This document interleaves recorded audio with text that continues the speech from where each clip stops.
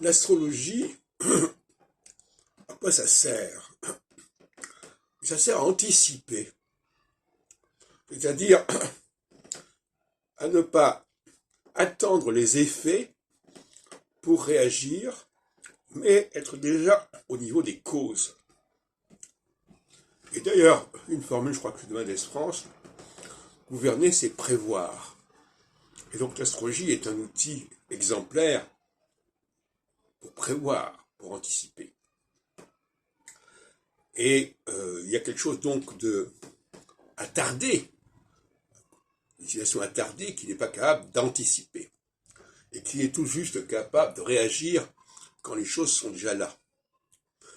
Et une civilisation avancée, c'est une civilisation qui est au niveau des causes et qui voit ce qui va se passer et qui prend les mesures préventivement.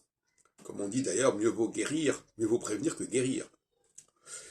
Et je crois qu'il faut insister sur ce point. Le deuxième point sur lequel il faut insister, c'est que l'astrologie, contrairement à l'image qu'on en a généralement dans le public, a un côté collectif, et d'abord collectif.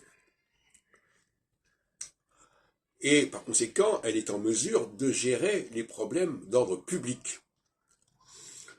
On peut parler d'ailleurs d'une prise de conscience collective. Je crois que on en parle ce matin, j'en entendais parler à l'émission Les Chemins de la philosophie au cours de Machiavel. Et la conscience collective, c'est exactement ce dont traite l'astrologie. Elle traite de périodes qui, d'une part, dépassent complètement le domaine de l'individu, en tout cas l'englobe, et deuxièmement, qui se situent dans une temporalité et dans une durée, et non pas ponctuellement en disant telle année ou telle année.